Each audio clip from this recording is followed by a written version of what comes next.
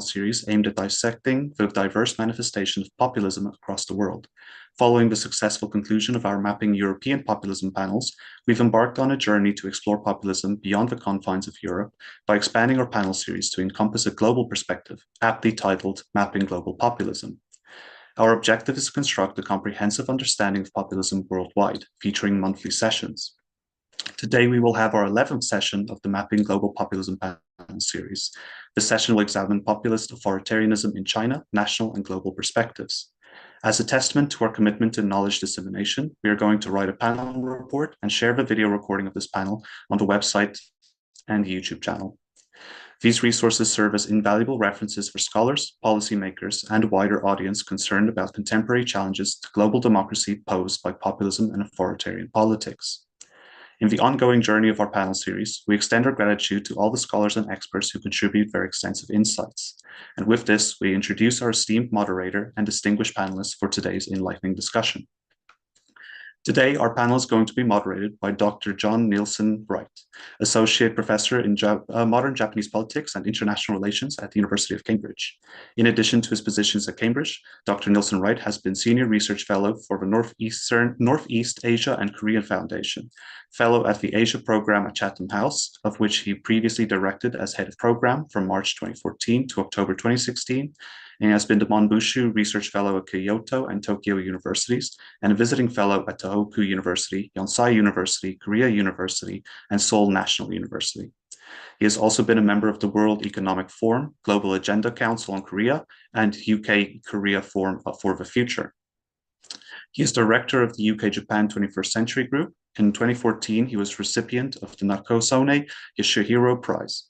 Dr. Nielsen Wright's recent work has continued to concentrate on Cold War relationship between the United States and Northeast Asia, with particular reference to security and political relationships between the United States and Japan and the two Koreas, but has expanded to include contemporary regional security issues and political change. Dr. Joseph Yi will be our first speaker, presenting on the topic of discourse regimes and liberal venoments. Dr. Yi is Associate Professor of Political Science at Hanyang University in Seoul, and he earned his BA from UC Berkeley and his PhD in Political Science from the University of Chicago. Dr. Yi's research focus on diversity, civil society, and liberal democracy, particularly in North America and East Asia. In 2016, he was selected as one of the top 23 excellent researchers at Hanyang University, one of only 2 professors from social sciences. Dr. Meredith Shaw will be our second speaker, discussing foreign threat perceptions in South Korean campaign discourse, Japan, North Korea, and China. Dr. Shaw is an associate professor in the Institute of Social Sciences at the University of Tokyo and managing editor at the Social Science Japan Journal. Her work, which has been supported by grants from Fulbright Foundation and the Korea Foundation, examines cultural policies and state efforts to manipulate culture in East Asia. Her research has been published in the Journal of Conflict Resolution, the Pacific Review, and the Journal of East Asian Studies, and she has also written for the National Interest, Global Asia, and the Diplomat. Dr. Shaw has worked for several years as a research assistant and translator at the Korea Institute for National Unification before obtaining her PhD in political science and international relations from the University of Southern California. She was 2019 Korea-US Next Gen Scholar and is an inaugural cohort of the Mansfield-Lucas Asia Scholars Network. Our third speaker is Dr. Sang-Jin Han, who is Professor Emeritus at the Department of Sociology at Seoul National University. His research often relies on survey data and focuses on social theory, political sociology, human rights, and transnational justice, middle-class politics, participatory risk governance, Confucianism, and East Asia development. After his retirement, he has given lectures as Distinguished Visiting Professor at Peking University, China. He has lectured as a visiting professor at various higher institutes, such as Columbia University in New York, the School for Advanced Studies in Social Sciences in Paris, France, the University of Buenos Aires in Argentina, and Kyoto University in Japan. Dr. Han will deliver his presentation entitled Transformation of Populist Emotion in Korea Politics from 2016 to 2024. Dr. Ju Young Lee will be our fourth speaker, presenting on the topic of nationalism and resilience of authoritarian rule in North Korea. Dr. Lee is a research professor in the School of International Relations at the University of Ulsan, specializing in comparative authoritarianism in North Korean politics and post-communist regimes in East Asia. He earned his PhD from University College Dublin.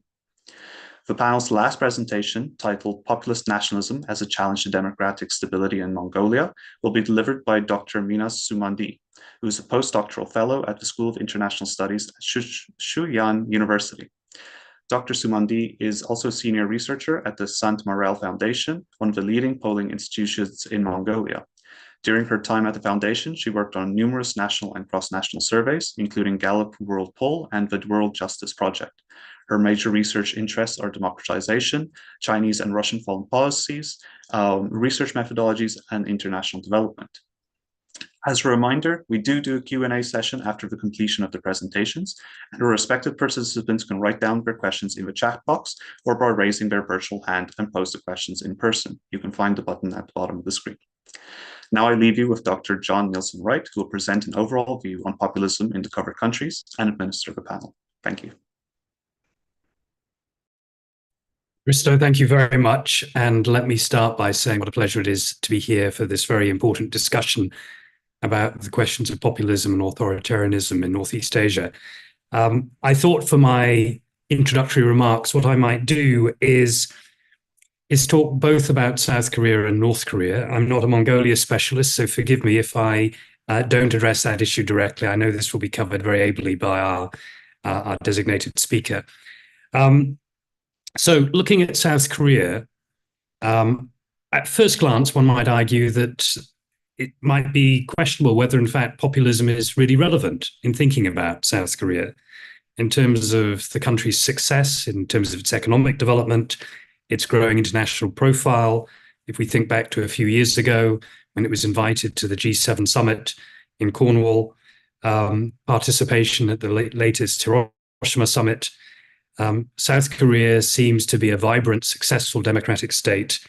And as we know all too well, with the April elections looming on the horizon, the political process seems to be healthy and vigorous. And it was, of course, only a few years ago, the famous candlelight demonstrations that brought together tens, if not hundreds of thousands of South Koreans to demonstrate against the government of Park Geun-hye. This seemed to be a very affirmative declaration of the strength of the political culture of South Korea. Its democracy is a consolidated democracy, and in terms of its institutional frameworks, South Korea again seems to be a primary example of the success of democratic governance. Regular National Assembly elections, a presidential system of regular appointments, one-year presidencies, a written constitution, a very systematic and well-documented process of judicial review, a diverse and flourishing media culture, a vibrant civil society represented by labor unions, NGOs, and religious organizations. And as those candlelight demonstrations so amply demonstrated, vigorous public engagement in the political process. But there are limitations. Organizations like Freedom House and others have pointed out the simple fact that in terms of press freedom, South Korea ranks relatively low by comparison with other countries, 60th out of 180 countries, according to some recent surveys. And Andrew Yeo of the Brookings Institution has made the point that despite all the very significant political progress South Korea has made since the transition from authoritarian to democratic governance in the late 1980s, it is not yet, in Andrew Yeo's words, a member of the advanced upper tier of advanced democracies. In fact, some critics, or extreme critics, would argue that South Korea is in danger of democratic backsliding. Ji-wook Shin, a sociologist based at Stanford University, has argued somewhat controversially that South Korea is in the midst of a democratic depression, pointing to polarization between left and right, a tendency for the discourse of politics to focus on demonization of political opponents, a tendency for the political system to exhibit signs of political decay, a type of pathology, in the words of my Cambridge colleague, John Dunn, and a strong sense of anti-elitism and a profound sense of anger and distrust between the two opposing sides of the political spectrum. In all of this, one of the key animating features of populist politics, the debate over who constitutes the people, in a given polity seems to be very much underscored by the debate in South Korea between those people who point to the so-called miracle on the Han River, one very distinctive narrative of economic exceptionalism, and others who celebrate the achievements of democratic transition that emerged through the 60s, 70s, and 80s in South Korea. Bringing those two sides together is arguably very, very difficult. In contrast, Eric Moberand, a young scholar at Seoul National University, has pointed to the very civic activism of the South Korean public as a sign that the country still remains relatively economically and politically healthy. And of course, there have been very powerful examples where the institutions of government have worked in a way that have supported the political process. Think back to the 2004 impeachment attempt against then President Roh Moo-hyun. The guardrails of democracy, to quote Stephen Levitsky, worked to protect the president against what was seen as an overreach on the part of political partisans. And if you look at the overall historical evolution of South Korea from a system of what I think it's probably fair to say was illiberal democracy under the First Republic of Syngman Rhee, through the periods of authoritarian government under Park Chung-hee, to the 1980s, when we had a system of what some people have referred to as democratic paternalism, first under Roh Tae-woo, then under the two Kims, Kim Young-sam and Kim Dae-jung, and finally, since 2002, a more participatory form of democracy. We've seen a steady evolution in the way the political process operates. So what might be the problems that undercut and threaten some of the integrity of those institutions? Weak party identification, the dominance of localism in politics, a tendency for party structures to be very hierarchical, an occasional weaponizing of political nostalgia by actors on both the left and the right of the political spectrum to delegitimize their political opponents, and a tendency, as I've mentioned already, to engage in narratives of political exceptionalism that are rather zero-sum. Some of that may be changing. We see that, for example, in the broader efforts on both the left and the right to commemorate key events in South Korea's political history, particularly the traumatic events of Gwangju and the Jeju Uprising in 1948. But I think it's legitimate to ask whether the tendency towards participatory and demonstrative politics, street politics, if you like, on both the left and the right of the political spectrum is a sign of institutional weakness in South Korea.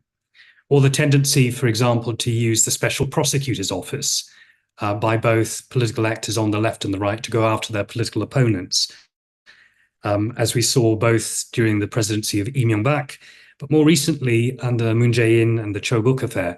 All of this has raised legitimate questions about the maturity of the political system. There is a danger that politicians use a binary discourse, a type of Manichaean language in which the left and the right are framed in oppositional terms, good versus evil. And we can think of lots of examples on both sides of the political spectrum. However troubling that might be, if we want to perhaps stress a more positive assessment, we could see this as primarily the preserve of elite politics.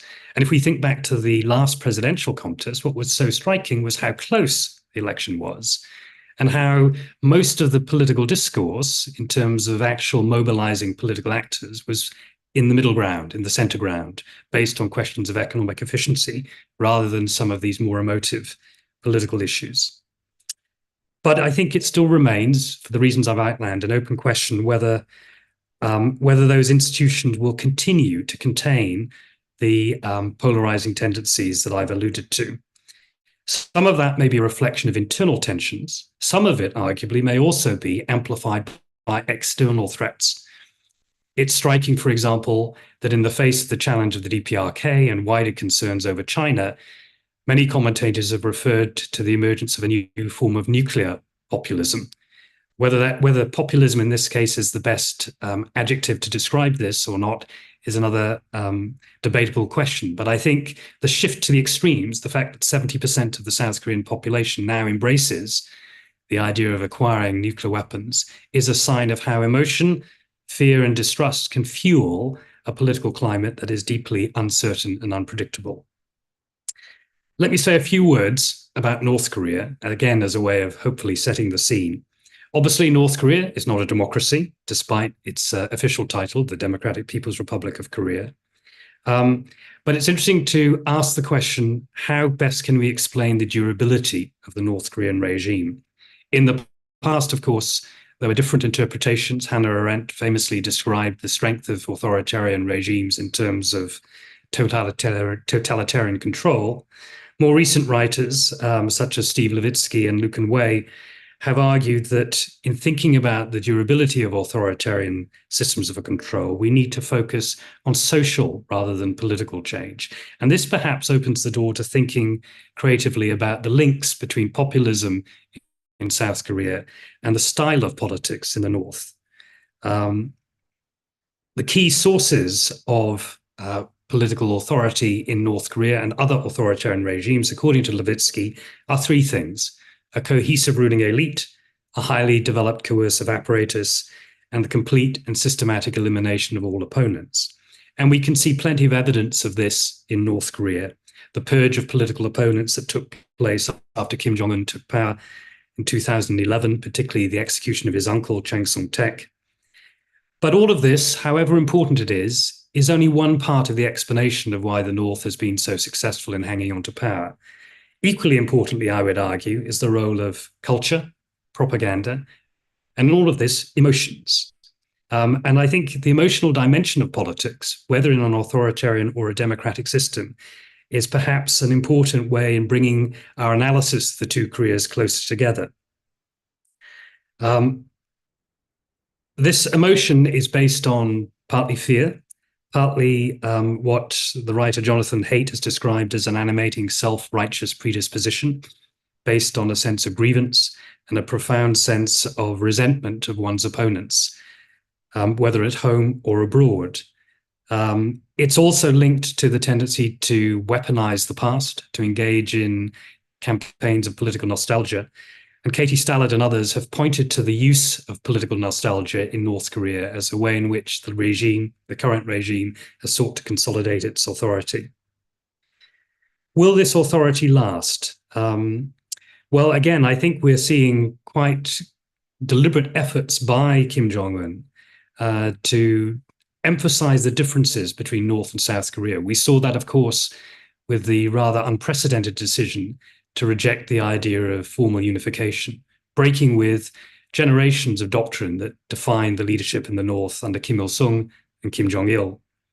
And we've also seen a willingness to use questionable, mythologized historical motifs, whether it's the symbolism of visits to Mount Pektu, or the attempt to frame the legitimacy of the leadership in very anti-enlightenment, anti-rational, somewhat romanticized narratives of the past. Whether it's organic notions of state one-hearted unities associated with juche and self-reliance, or other themes that are very much closely tied to the family dynastic leadership of the North. Will this last? At one level, there is a pressure on the part of the regime for good pragmatic reasons to focus on economic self-interest. Closer ties, of course, with China and Russia reflect that. But of course, this is happening at a time when China and Russia themselves, under the leaderships of Mao and Putin, are embracing some of that mythologized history and that appeal to emotion that we've seen so often in the past in North Korea.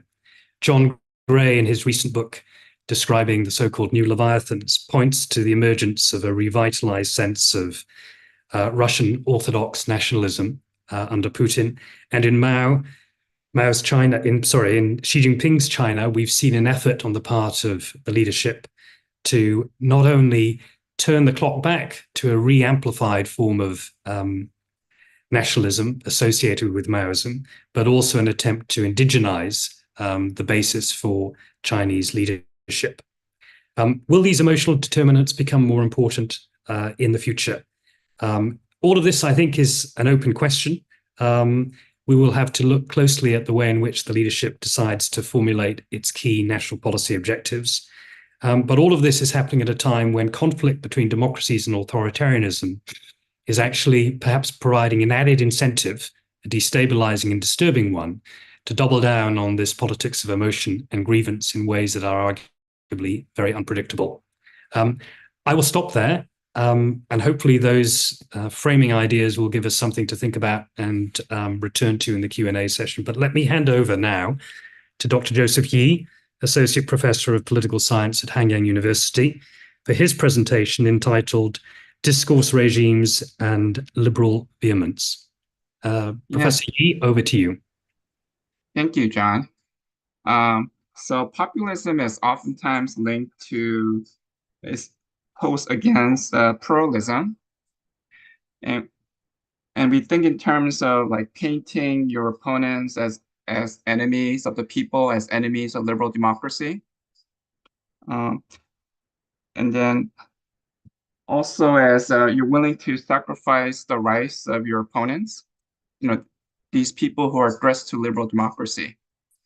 Okay, excuse me. Okay, so I'm gonna go ahead and share my screen.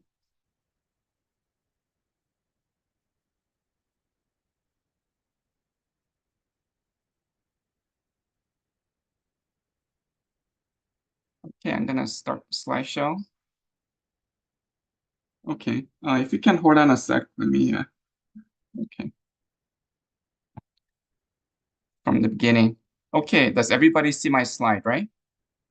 Okay, so discourse regimes and liberal vehemence. Okay, so the IR literature predicts cooperation between democracy and animosity between democracies and autocracies. But on the other hand, we see rising animosity, Doyle's vehemence among OECD democratic polities, at both the national and subnational level. So at the subnational level, California banned state-funded travel to Florida, and the EU froze Hungary's access to the COVID recovery fund and sued Hungary over the anti-gay law. And then here in South Korea has a free trade agreement with China, but not with Japan. Okay.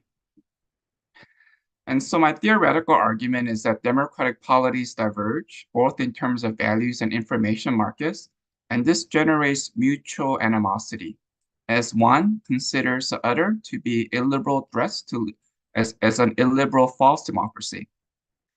And so I distinguish between two sets of norms and rights: procedural norms and rights, such as free speech and objective journalism and pluralism, and substantive rights and norms, such as social justice and equal dignity. And I posit two approaches. One is a positive sum. So this is traditional classical liberalism, where procedural rights ultimately support substantive rights. So it's not a zero-sum game between procedural and substantive rights. It's a positive sum. They support each other. That open plural discourse contribute to social justice. But recently, there's an emerging approach that procedural rights are incompatible with substantive rights. And so you see an emerging victims' rights approach that prioritizes the rights of victimized groups over the speech rights of oppressors. You have both a left-wing version and a right-wing version. So the left-wing version stresses the rights of historically marginalized groups. Right-wing version stresses groups stigmatized by the left today. And so you have an example with Elon Musk, who declared the slogan "from the river to the sea," that is an euphemism for like genocide. And so it should be banned by Twitter. So that's an example of a right-wing victims discourse. Okay, and then you see examples from Florida, so for example, like Poland's LGBT-free zones prioritize the rights of religious conservatives over the free speech of LGBT activists. Sweden and Finland criminalize like anti-LGBT speech. Okay. My second key variable is information markets. And my claim is that, well, Mansfield and Snyder argued that newly democratizing states lack an efficient free marketplace of ideas. And I argue that even in mature democracies, victims' rights discourse limit information markets by restricting harmful speech. And so in a dominant discourse regime, all major institutions of government, media, schools reinforce the same rules on public discourse. A non-dominant regime does not. And so I have a 2x2 table. So, right-wing victim rights, left-wing victim rights, procedural, and if it's non-dominant or dominant. Okay. Okay. And so, for example, like, Russia's Putin today and South Korea from like 1950s to 80s, we might consider it kind of a right-wing victim rights. And the question is, since 2017 to 22, was it a left-wing victim rights hegemony? Okay, let's move on. So I have several propositions. One is that, one, you see greater animosity among democracies with different discourse regimes. That the governing regimes so the proponents of one discourse regime view that of another as tolerating or committing human rights violations. Okay. And then my related argument is that the publics of competing victim VR regimes access different information. And so in the United States, when you listen to left-wing or right-wing media, you get exposed to a different set of facts. Okay, so if you watch New York Times versus Fox News. And so for New York Times, for example, so when you go to Fox News, you see many articles about transgender women molesting children, and it doesn't appear on New York Times. Just one example. Okay. And then let me move on. And then my second proposition is that animosity is especially high when one democracy follows a VR dominant model, victim rights dominant model, that restricts information nationwide, and the other democracy does not. And so again, South Korea in the 1960s to 80s, you had a right-wing regime that repressed pro-communist speech, and the Korean CIA kidnapped and almost executed opposition leader for being pro-communist. Okay. On the other hand, since the 2010s, you have examples of a left-wing victim regime that prioritized the rights of colonial victims over the academic freedom of dissenting scholars. And so, right. So, so for example, like I had students who in my class, one of them went to the DMZ. And so the dominant discourse is that comfort women were abducted, deceived, and tortured by the Japanese military. Okay. And anybody who disputes this dominant narrative are, legally prosecuted and sometimes imprisoned. And so you have a Suncheon National University professor who told his class that some comfort women probably volunteered. Song was fired and sentenced to 6 months in prison. Likewise, Yonsei professor Yu Suk-chan and Sejong University's Park Yu-ha were also legally prosecuted for things they said in class or for something they published. Okay, and so this kind of censorship applies not only to the dissenting scholars, but also people like me who support their academic freedom. And so I wrote an essay in The Diplomat calling for debating, not censoring Harvard Mark Professor Ramsier for his provocative article. And my essay inspired 1,500 students from my university to petition for my termination. And so the South Korean media characterized both the dissenting academics and those who defended their freedom as different shades of denialism regarding the Japanese military atrocity. So it's not only the dissenting scholars, but also those who support academic freedom who are labeled as denialists. And so if you're denialist, oftentimes activists, they're willing to kind of violate procedural norms. And so one of the norms that was violated was, reporting the full facts. And so if you come to my university on the second floor, there's if you come to my university on the second floor, there's a big banner, condemning Professor Joseph E. And in English, the student council allegedly quoted from Professor E from one of his lectures that Korean historians are a bunch of nationalist liars. So this sounds like a very defamatory statement. On the other hand, the full statement, because in my lecture I was actually quoting best-selling author Dr. Lee Young-hoon, and the full quote was, Lee Young-hoon says that Korean historians are a bunch of nationalist liars. But the Korean student activists, they just took out the first part. Okay. And then they posted it on the bulletin board and they shared this with entire South Korean media. Okay. Let's moving on. On the other hand, you see more open and plural discourse in Japan.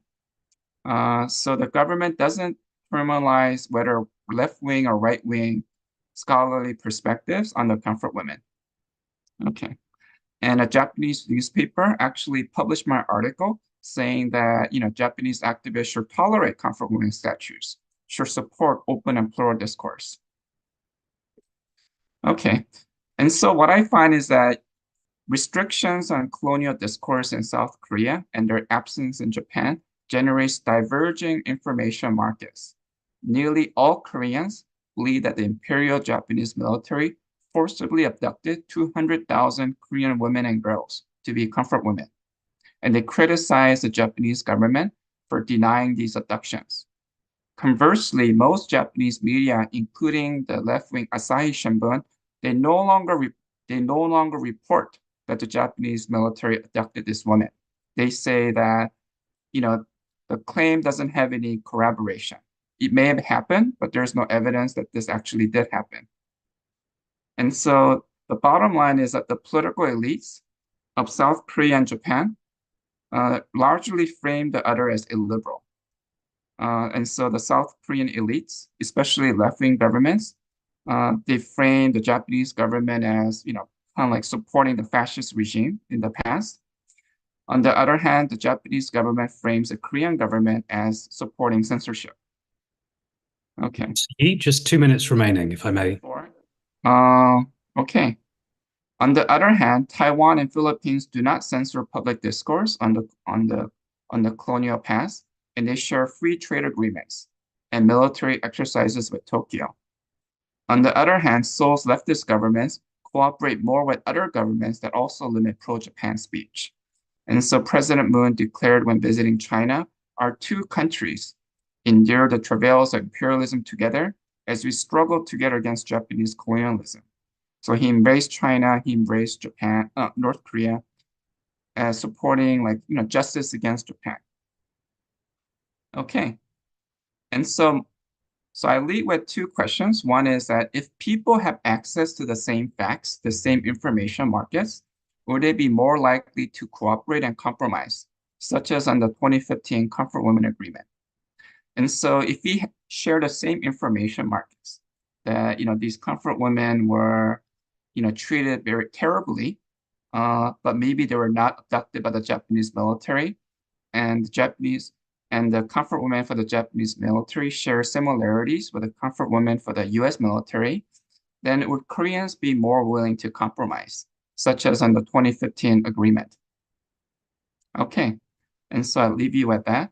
And then also I wanted to leave you with other examples. So you see this kind of censorship, not just on comfort women, but on other topics. So recently Disney Plus had a new show called Snowdrop, which did a fictional portrayal of a North Korean spy in South Korea's democracy movement. But then many people condemned it, saying, how dare you kind of defame the democracy movement? And so in South Korea today, making certain claims about North Korean spies, such as North Korean spies in the Gwangju movement, may lead to prosecution. And so Ji Man-won received a 2-year prison sentence for his conspiracy theory claims about North Korean spies in the Gwangju democracy movement. Okay, so anyway, so I conclude by saying that I do agree with Stanford Professor Shin that of strong populist strains in both the South Korean left and right that portrays their opponents as enemies of democracy, as enemies of the people, and enemies of the people do not deserve procedural rights and norms. Okay, thank you. I'm gonna stop sharing now. Professor Yi, thank you very much. Lots of things that I'm sure we'll want to come back to in the Q&A session. And thank you for a fascinating presentation. Raising really, I think, interesting questions about the nature of historical facts and objective knowledge, the question of what is animating this sense of victimization on both the left and the right, how much of that is driven by technical change, how much of it is a product of particular historical traumas that resonate powerfully with the different groups that feel a sense of grievance. Thank you very much. Let us move on swiftly, if we may, to Dr. Meredith Rose Shaw, Associate Professor at the Institute of Social Science, the University of Tokyo, for her presentation entitled Foreign Threat Perceptions in South Korean Campaign Discourse, Japan, North Korea, and China. Dr. Shaw, over to you. Thank you. Let me just try to start my slideshow. Can you hear me? Okay, well, thank you, everyone. And thank you, Joseph, for your lead-in. I'm going to start my remarks today with a challenging contention that given its geopolitical circumstances, South Korea should have already been overtaken by right-wing populism a long time ago. Historically, right-wing populism is often energized by a real or perceived threat from a communist foe, and modern South Korea arguably faces realistic threats from not one, but two single-party communist states in its backyard. It also fought a devastating war with both of them in the not-so-distant past. So consider, if you will, what that... Oh, sorry, I'm having trouble with my screen. Consider what that means for the progressive left. Every time North Korea test fires a missile or attacks at the DMZ, rightly or wrongly, their domestic support takes a hit. I'm sorry, I'm going to have to pause here, and something is wrong with my slide. I wonder if our technical staff can help us. No, it's on my end, I think. Okay. I just need to close it out and start it up again. Okay. Here we go.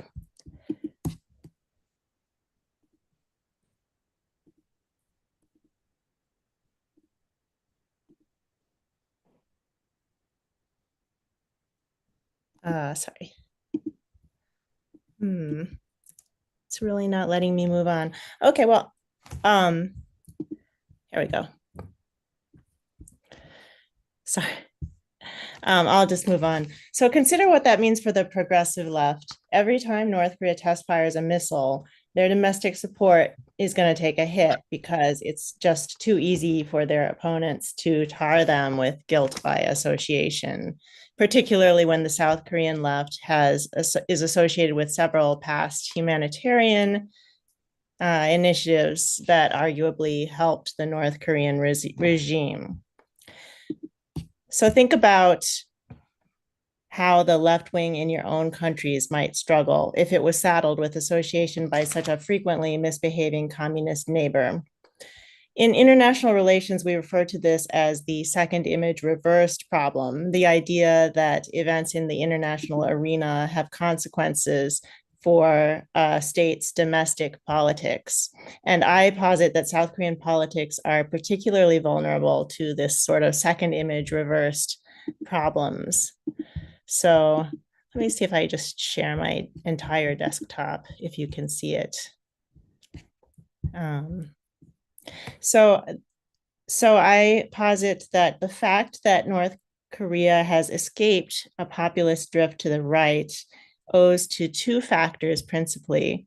One is the relatively recent memory of a repressive right-wing dictatorship, and two is the less obvious, but the emotional counterweight of the anti-Japan sentiment in South Korea. Now, I don't have time to fully explain this in the 15 minutes that I have allotted, but in short, the right wing in Japan, in Korea, is associated with being more pro-Japan than the political left for various historical reasons. And since memories of the past colonial experience are still very bitter, this has given the progressive left an emotional counterweight to hit back against right-wing anti-communism. In my previous research, I showed that politicians on the left tend to use anti-Japan rhetoric in reaction to public scrutiny of their allegedly pro-North Korean policies. And conversely, politicians on the right tend to accuse the left of being pro-communist or Chongbuk in response to public scrutiny of their own attitudes toward Japan. So these are sort of dueling antagonisms. And so I look at various ways that this plays out in South Korean political discourse. Both of these Chinil and Chongbuk labels carry a potential for populist appeal because they imply that the elites on one side or the other do not really have the nation's interests at heart. For instance, in the 2020 general election, there was a really interesting phenomenon where some progressive groups launched this campaign specifically targeting alleged pro-Japan members of the Conservative Party. And these appeared as protest placards and also on social media. So the slogan here says, "The general election is a Korea-Japan battle." And it identifies various prominent conservatives as Chinilpa that are to be eliminated in the upcoming election. These memes use commonly known imagery associated with Imperial Japan to make that Koreans would naturally associate with that. And then there are these more detailed cards that outline the specific grounds for the accusation. Note that in this particular case on the right, this individual, the card claims to list his various pro-Japan statements. But when you read it, it's mostly a list of basically anti-communist, red baiting remarks. And this only makes sense when you understand that in the South Korean context, red baiting and pro-Japan sentiment are considered to go hand in hand. So then, of course, there was the backlash by the Conservative Party, and it attempted to turn the tables, first by pointing out that actually a lot of leading left-wing politicians also have some problematic past relationships with Japan. And then somebody launched a rival campaign mimicking that rhetoric, but saying that the general election is a South-North battle, implying that the real enemy is North Korea. So they're clearly using the same slogan here, the same font, and it's a clear case of mimicry, demonstrating that when the right feels targeted on Japan, it specifically pivots toward North Korea a lot of the time. And then right before the election, this is February 2020, what happens? Of course, this COVID happens, and you see this really interesting phenomenon where these memes get transformed into pitching the election now as a Korea-China battle. These were really professionally produced by a conservative activist group, and you can see how they took all the elements of the Korea-Japan battle meme and reconstructed them to fit anti-China talking points. So this happened right before the 2020 election, and exit polling, in fact, showed that anti-China sentiment was unexpectedly strong that year in 2020. Obviously, COVID-19 was a surprise spoiler, but also some of that sentiment had been building for quite some time. And anyway, it sort of ruined this whole Japan versus North Korea battle that both parties had been kind of building towards over the past year before, kind of took them by surprise. So that brings me to the topic of China and this rising feeling against it among the South Korean public in recent years. And this matters because if we accept this argument that the Korean public emotions are kind of tenuously balanced between these dueling antagonisms of Japan and North Korea, then the next question is, what happens when a new antagonism against China enters the mix? So this survey, I think, really shows how recent this phenomenon is. For years beforehand, up until about 2017, it was always a neck and neck competition between Japan and North Korea for the most hated neighbor. And China and the US, people generally thought well of both of them. And this is kind of surprising, right, if you think about it, because South Korea and China were on opposite sides of a big war, and China still considers that to be a war of aggression, and China often supports South Korea's enemy, North Korea. But up until quite recently, in both the political rhetoric and in the popular culture in South Korea, they didn't really pay a lot of attention to driving up anti-China sentiment. They thought China was kind of okay. So this is a pretty new recent phenomenon. And so far, the politicians on both sides seem uncertain of how to respond to it. After all, China is South Korea's biggest trade partner, and neither party wants to get on its bad side.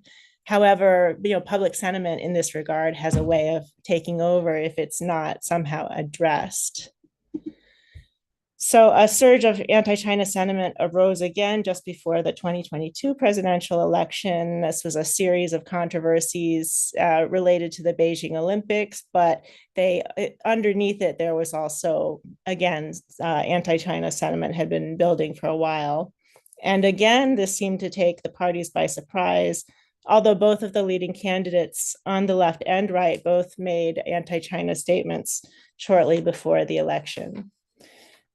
And I felt at the time that this would be an important thing to monitor for the next election. So I started tracking how anti-China sentiment leaks into Korea's political campaign rhetoric. And I found two interesting conclusions so far. And the first one is kind of unsurprisingly that right-wing candidates tend to be more willing to take up the mantle of anti-China sentiment, although reluctantly so far. And two, the language that they use to talk about China does not merely copy their old anti-communist rhetoric towards North Korea.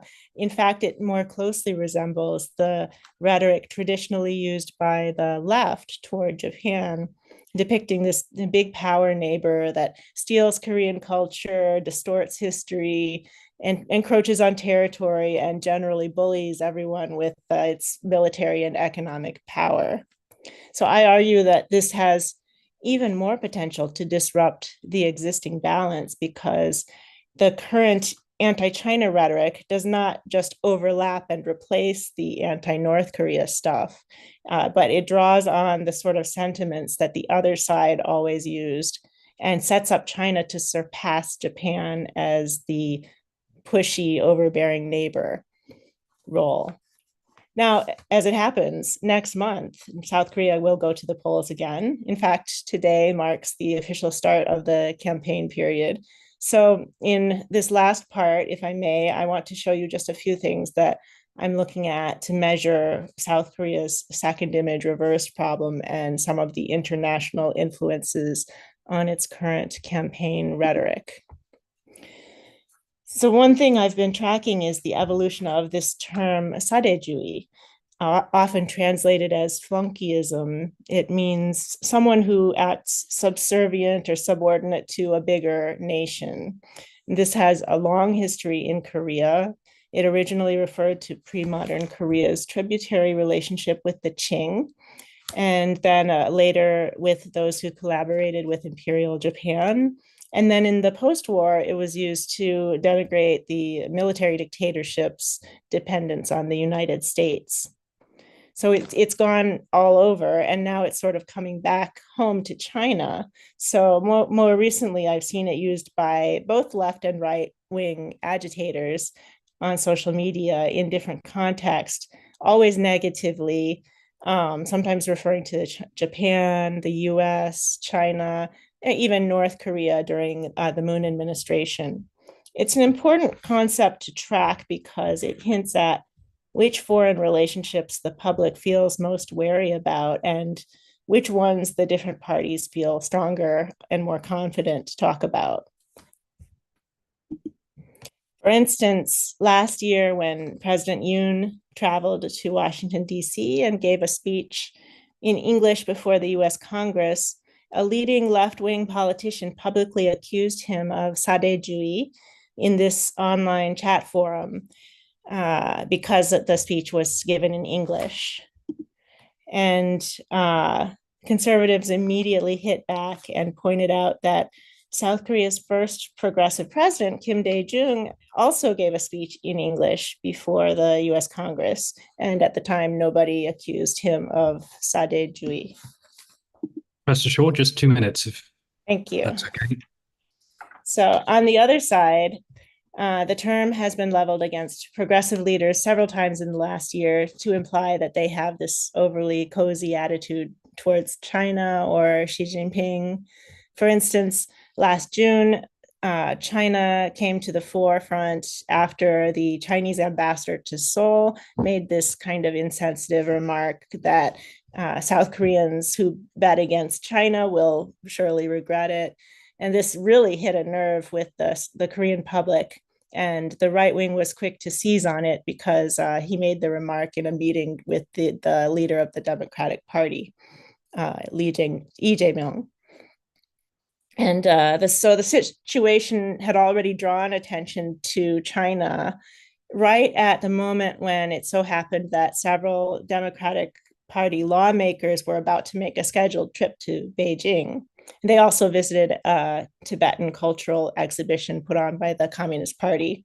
And this drew prompt criticism from right-wing leaders who, as you can see, they accused the Democratic Party of bribery, tribute diplomacy, and flunkyism. So again, this theme of being subordinate to a great power is the biggest sin. And then just last month, the Democratic Party leader got negative attention for some remarks he made criticizing President Yoon's policy on the Taiwan Straits. He said that instead of antagonizing China, they should just say xie xie to China and then say xie xie to Taiwan as well.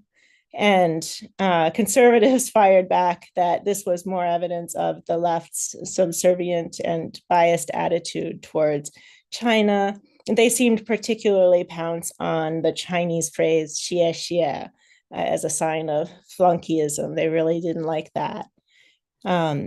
So in sum, this idea of subservience has a strong emotional pull in South Korean politics.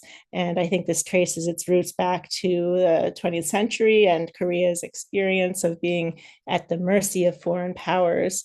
But such language clearly gets weaponized by both sides in competing contexts, and it has strong populist undertones. So in conclusion, just some questions to think about. When is diplomatic efforts, diplomacy labeled subservient? How does anti-China rhetoric in South Korea differ from that in the West, particularly in terms of anti-communism? And finally, in the face of rising China with this increasingly threatening economic and military presence, is there a way for East Asia's democratic leaders to confront the CCP without falling into the trap of right-wing populism? And thank you. Professor Shaw, thank you very much. And thank you for dealing with those technical issues, which I'm sure were not what you wanted at the beginning, but appreciate your patience in handling all of that.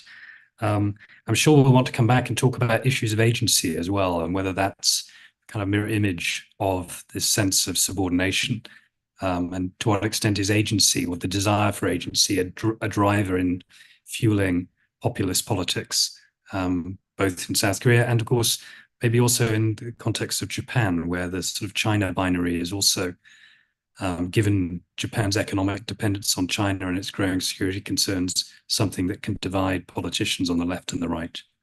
But let's move on to Professor Sang-Jin Han, Emeritus Professor of Sociology at Seoul National University, for his presentation entitled Transformation of Populist Emotion in Korean Politics from 2016 to 2024. Professor Han, over to you. I think you may be muted still, Professor Han, if you could unmute yourself. All right. We still Can you hear me? Yes, now Okay. you're back.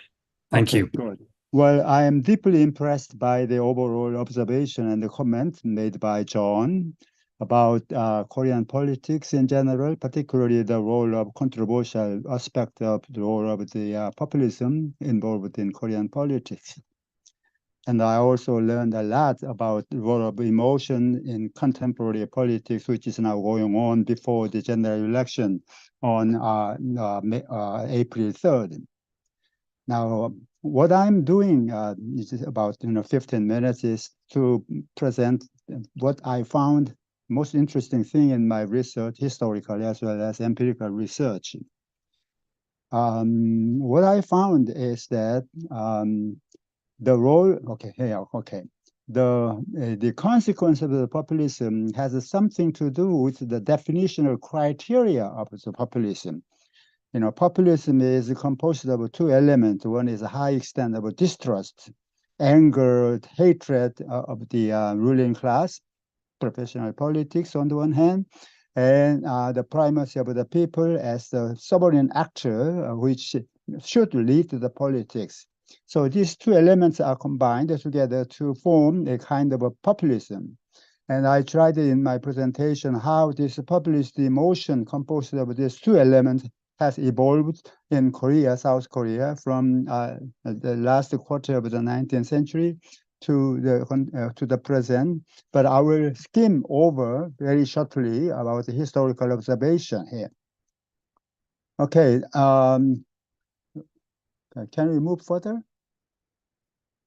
Okay, well, the first, can I move here or not? Here. No? That's for me. Well, who controls this PowerPoint now here? Should I do or not? I have a control. Okay, Professor San. I should move. I like to move very quickly, so so. Okay. Yes. The next slide.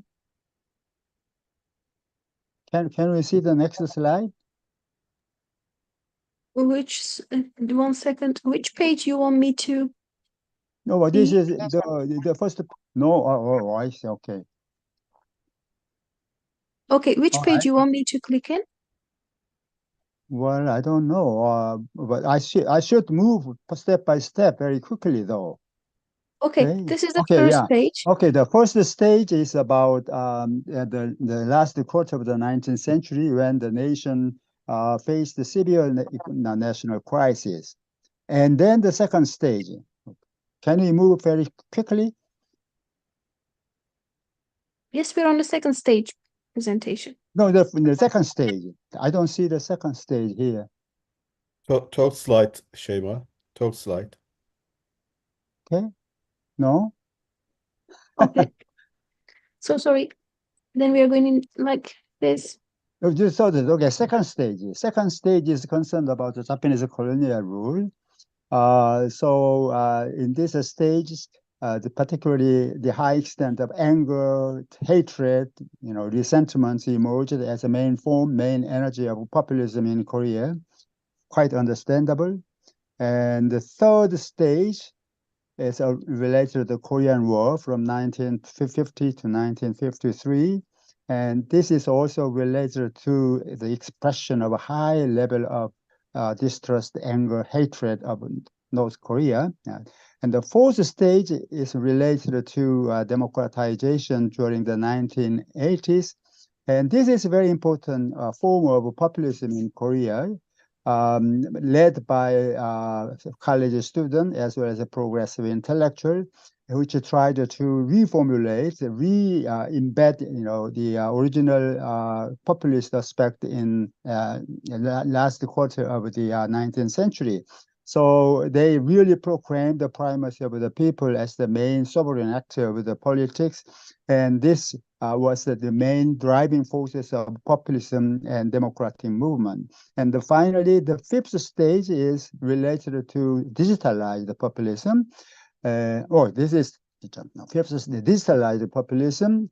So because Korea enjoyed the high extent of digitalized culture and the communication, populist movement also emerged using this digitalized technology to a high extent. And therefore, we see the confrontation of let me see. Okay, this is a genealogical crisis during the last about 100 years or so, And the next stage, okay. The final stage, we see the two populist movement, what is candlelight versus candlelight Virgil versus national flag, And this is very interesting kind of phenomenon because these two populist movements crashed in the downtown of Seoul in 2016 and 2017, but there was no confrontation, no kind of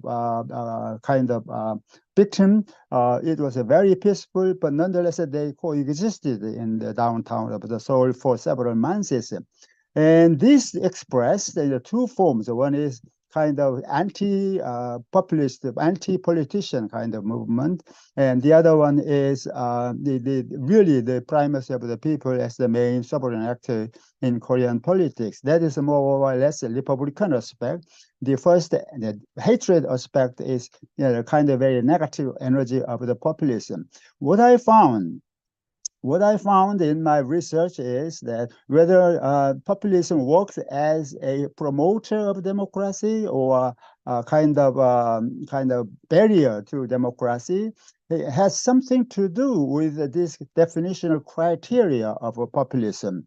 That means whether the populist movement express the hatred and the anger, the dissentiment mostly, or whether the populism express also the principle of the primacy of the people as the main sovereign actor of the democratic movement. And in our experiences, as we can see in 2016 and 17, can we see the flag? The figure, okay, here, of course, this, okay. These two forms of populist movement are very diverging, very different in terms of many elements.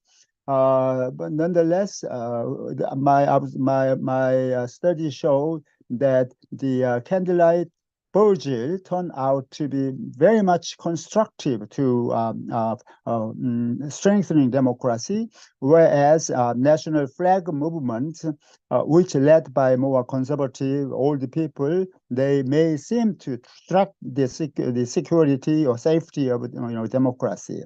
Anyway, therefore, I conducted more empirical research thereafter.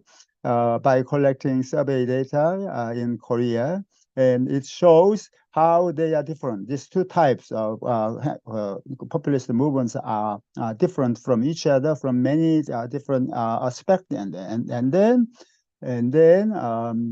let me see here. Next, please. Okay, populism and democracy. An empirical survey research was conducted in 2018 to investigate the relation between candlelight Virgil versus a national flag of populist movement and democracy. Regression analysis demonstrates that candlelight Virgil is internally associated with the primacy of the people, while the national flag movement is associated with the distrust of elites. originating from the difference. The national flag movement embodied a belief in autocracy and thus was arguably a threat to democracy, whereas the candlelight budget functioned to protect the democracy from regressing. And I show some available empirical example here. This is a regression analysis. As we can see, a national flag movement is deeply associated with the distrust of the elite, whereas the candlelight budget is deeply associated with the people primacy. And this is quite interesting discovery that I found, and therefore, based upon this, we can show the path analysis. As you can see in this analysis, candlelight budget orientation.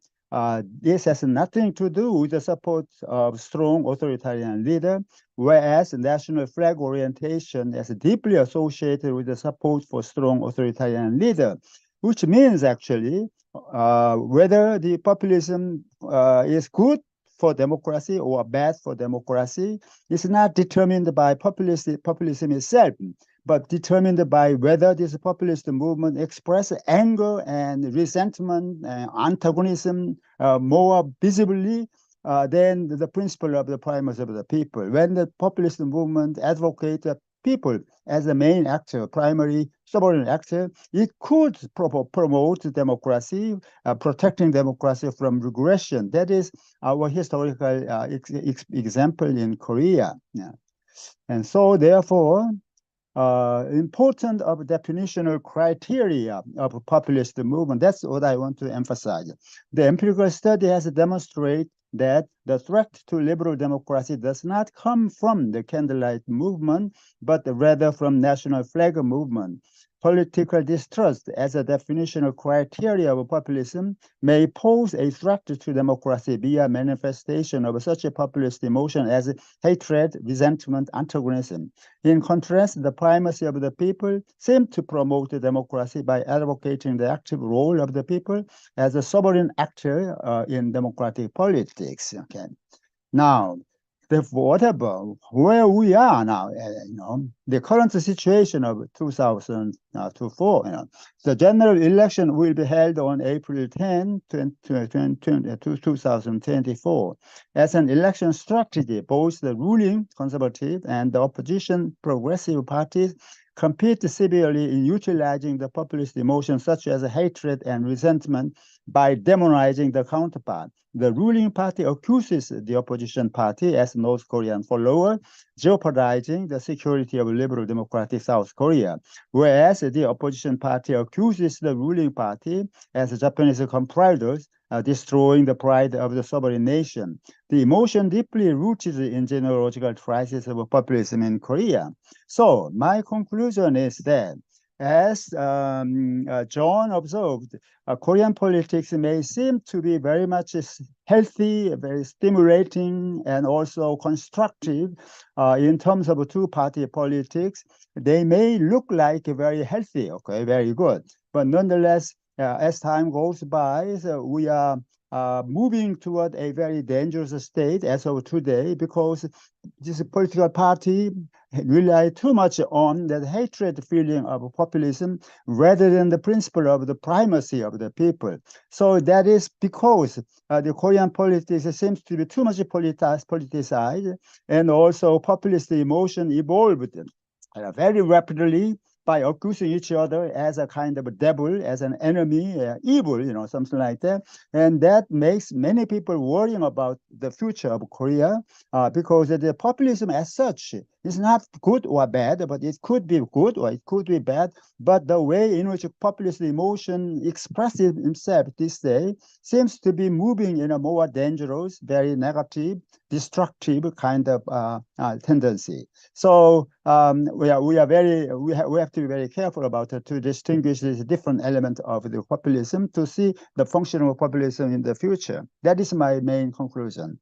Thank you very much. Yeah.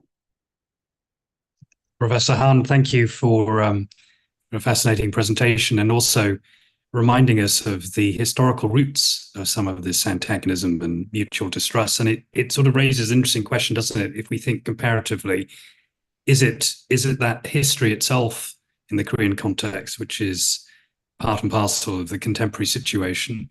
And how does Korea compare with other countries?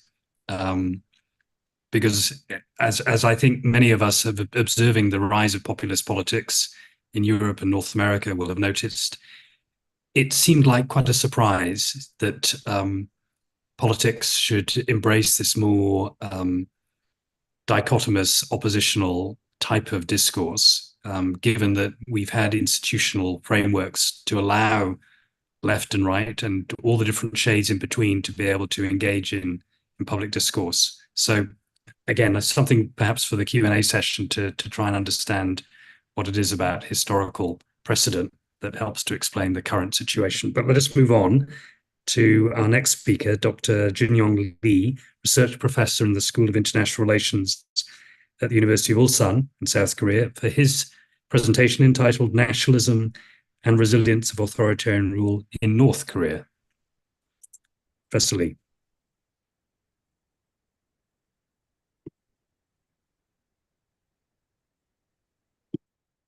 Yes, I prepare share my screens.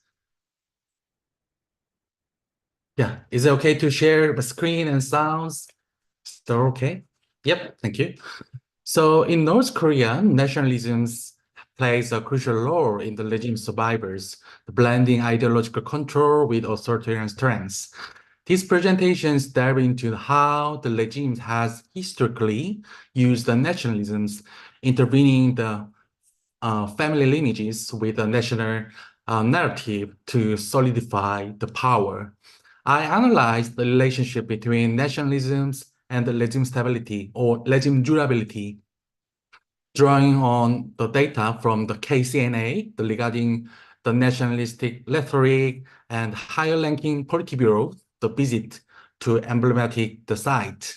So while the nationalism has intensified under the Kim Jong-un's rules, it's part of the broader strategies alongside the claim of the economic policies to bolster regime legitimacy. However, this reliance on the nationalism reveals its limitations, especially its propping up authoritarian rules without economic success.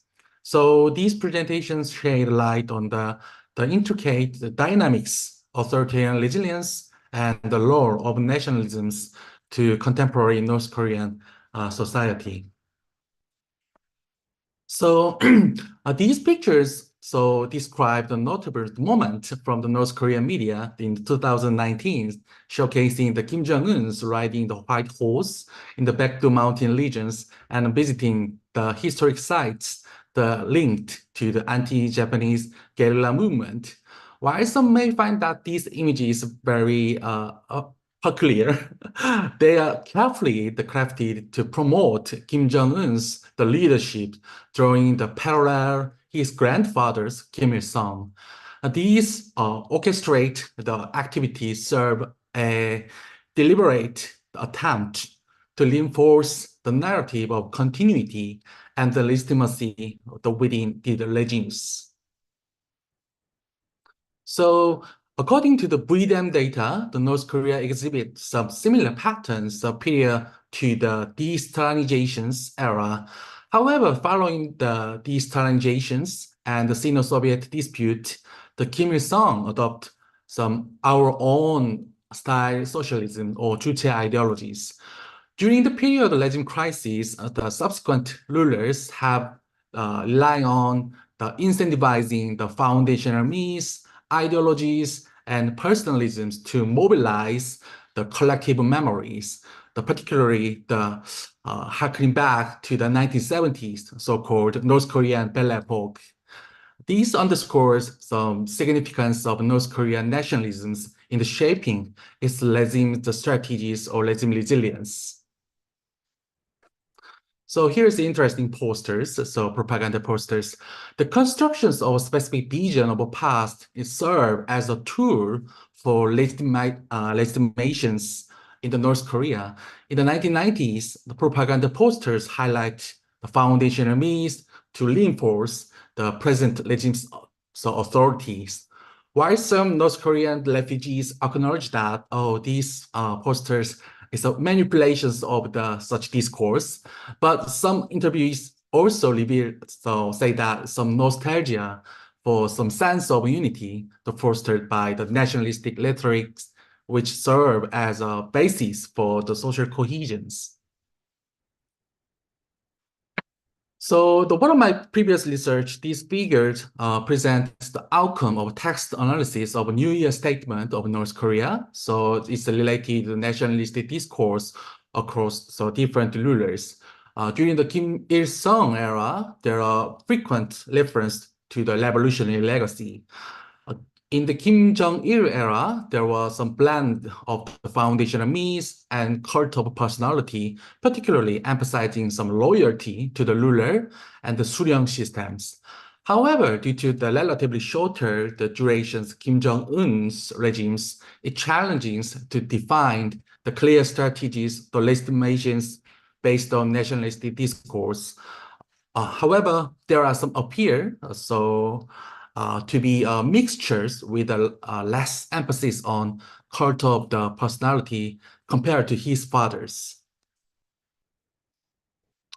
So one of the other examples is that the Cheolima movement in the North Korea could be exemplify the utilizations of nationalisms for regime resilience during the period of the crisis. Initially, it convinced as a mass mobilizations effort akin to the Stanhope-style movement in Soviet Union or the Great Leap Forward in China. It later becomes some cornerstone of the legitimations for the successive rulers, such as Kim Il-sung engineered the movement to address economic challenges and foster some foundational myths and surrounding the anti-Japanese guerrilla legacies. Subsequent rulers, including the Kim Jong-il and Kim Jong-un's, invoke some Cheolima movement during the time of crisis, using the collective memory to bolster nationalisms and loyalty to the regimes. These mobilizations of collective memory is evident in the recent versions Maliba movement under the Kim Jong-un. It underscores enduring lore or nationalistic discourse in the North Korean regime resilience.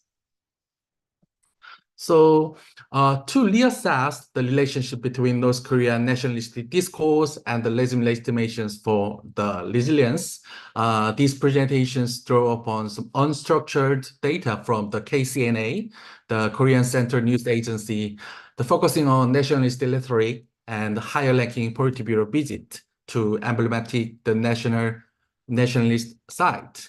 So these data came from the NK Pro or KCNA Watch. So the challenge is like defining the element of North Korean nationalisms.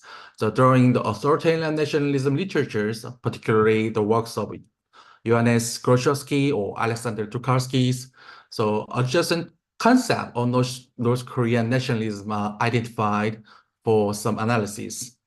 For dealing with that, I use some MBibo, so qualitative used software, and what is a related concept of nations, and it defined with the text corpus in the facilitating the deeper examinations of nationalistic themes and KCNA contents. So these figures describe the combined bar and the line graphs illustrating the number of reference. So just the concept of the nations and the ratio these reference annual KCNA articles from the 2005 and the 2018. The bar represents the absolute count of the reference itself, while the line indicates the ratio, the reference of the year over years.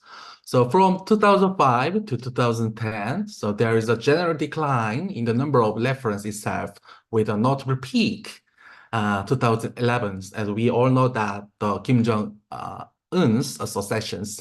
This peak suggests the highlighted focus on the national concept during the time, the potentially aim to solidify the Kim Jong-un's leaderships and reinforce national ideologies aligned with his successions. So these figures display the frequency of visit by higher-ranking members of North Korean politburos, categorized the political part, military part, and economic part, focused from the 1994 to 2015. These figures show that the fluctuations in the engagement across these domains, correlating with the key leaderships, so transitions. The following Kim Jong-il successions in the 1994, there are some increase of the political and the military engagement, possibly indicating power consolidations and emphasis on military strengths and the nationalistic focus, so-called Sungun politics. Economic engagement remained lower during this period, so this suggesting it is a secondary priority at that time. Leading up to the following the Kim Jong-un succession in 2011, there is a dramatic spike in all areas, with the most notably increasing part is economic engagement. So these shifts may reflect the strategic emphasis on economic development to legitimize the regimes and promote the form of nationalisms tied to the progress and resilience.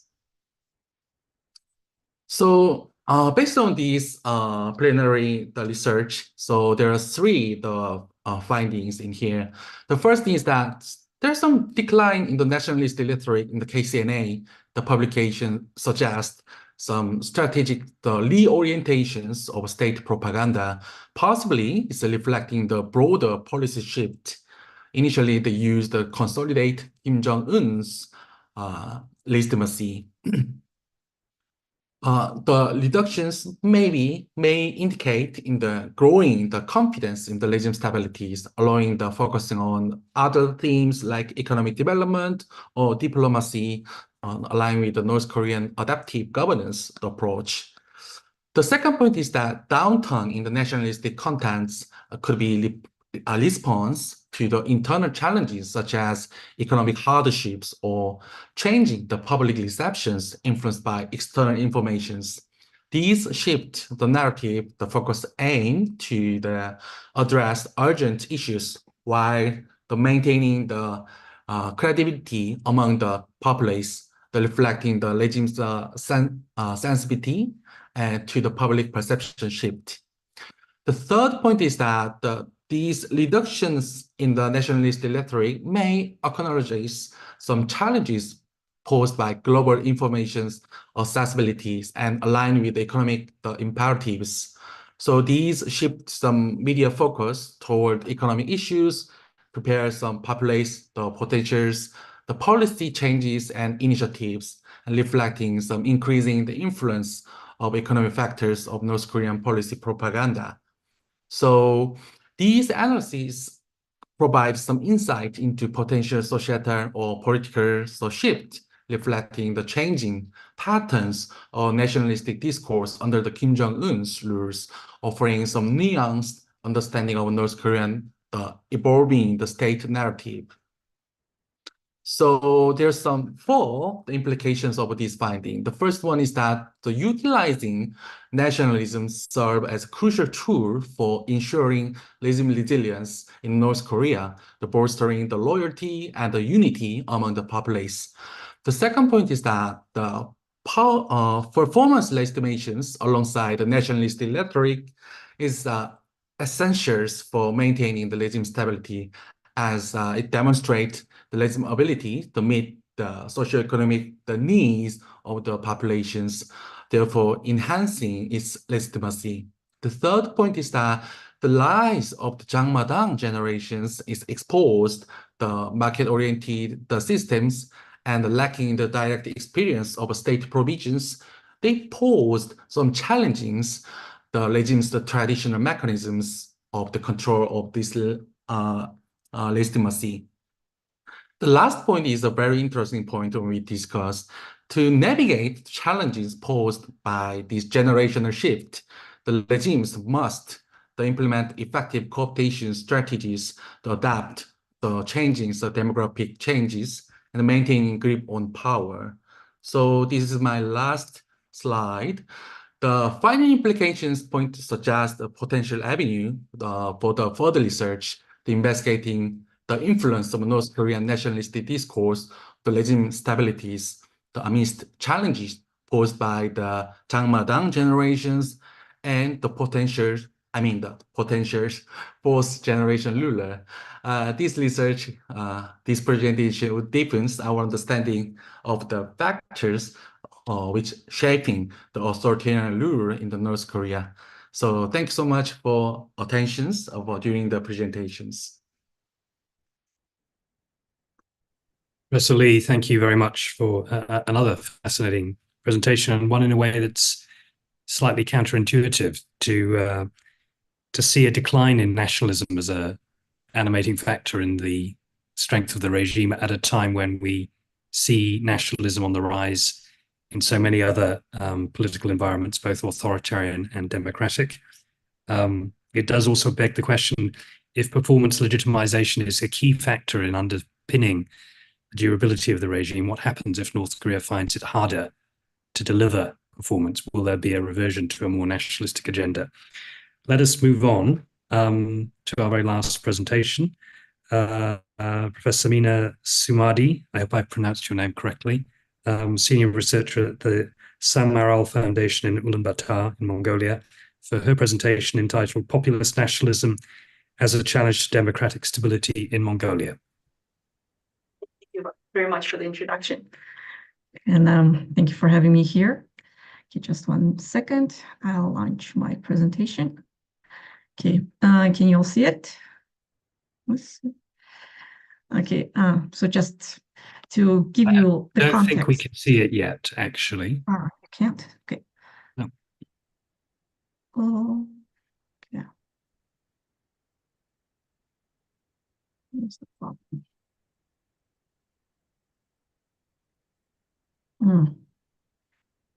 That's no fun. I'm not very technically. Oh, here we go. Yeah. Okay. Brilliant. Great.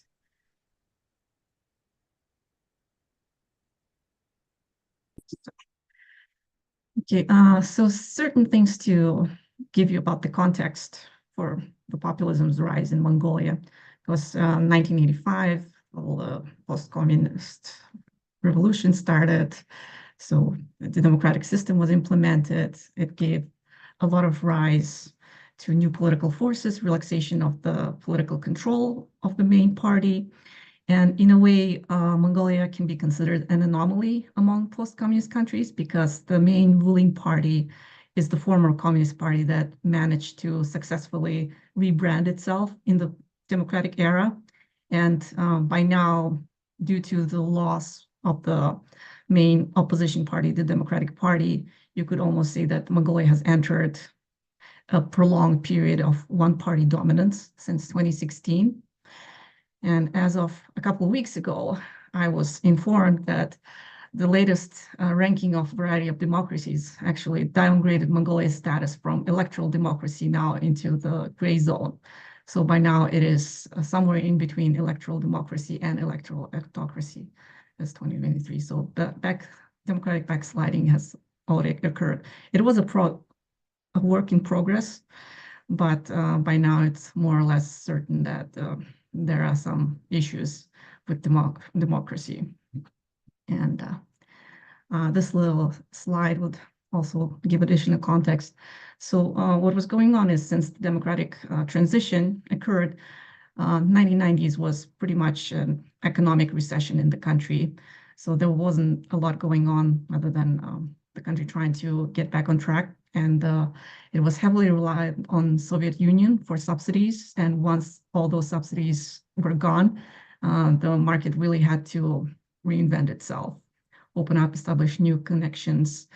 And there was this push towards East Asian orientation, since there was a bigger market, more prospects. And by 2000s, what happened was a mining boom occurred. It is actually a very important factor in Mongolia's development because it is considered one of the reasons why Mongolia managed to democratize successfully compared to a lot of other post-Soviet countries, is that the mining sector wasn't as developed during the transitional period in 1990s. So it was mostly there's a lag effect of this so-called resource curse hitting the country. So 2000s is also the time when mining boom was brought economic growth, but at the same time there was rising inequality because the profits from mining wasn't really equally shared and pretty much concentrated at the top.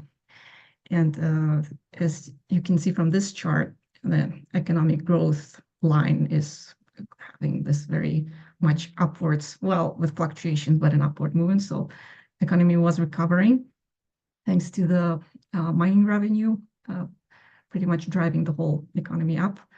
But at the same time, what is important is the poverty headcount.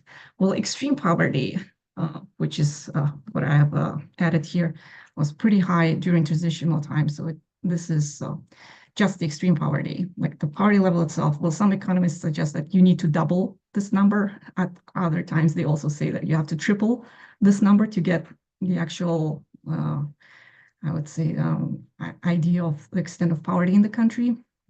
So 90s would be like 36, it is, well, 30-something% for extreme poverty. And it only improved like since pretty much 2010s. But still, what happened was the biggest criticisms that the governments have received is that the poverty headcount has not been reduced significantly.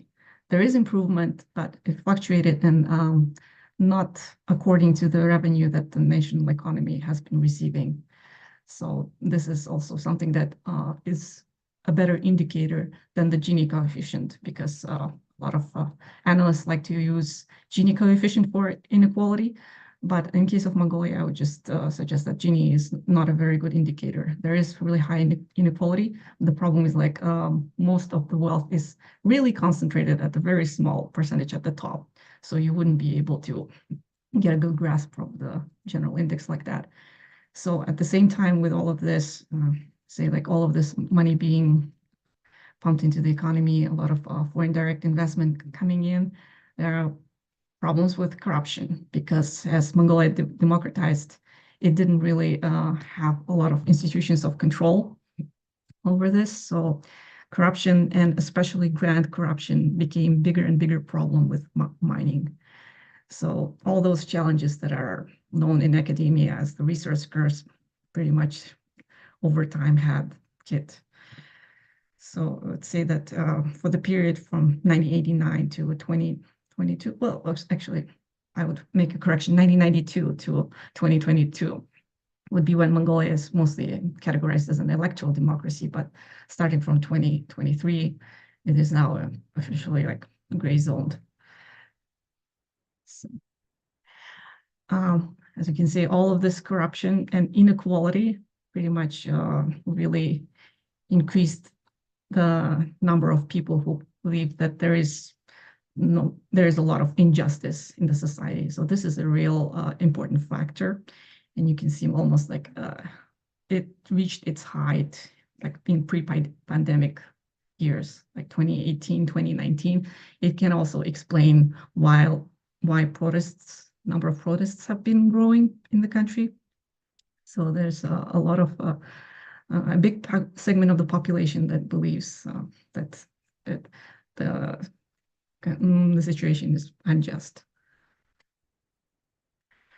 And another factor is that main institutions in the country have started to lose a lot of legitimacy because most people just don't believe that the main parties, the main institutions can resolve problems. It is not in their interest. There's a lot of cynicism going on. But from this graph, what I would like to say that the lowest legitimacy that is experienced is by political parties. They're pretty much at the bottom of this trust list. So next turn. And then as you can see, also the perception of corruption is very high. So the majority of people believe that, I agree with the statement that corruption is a commonplace.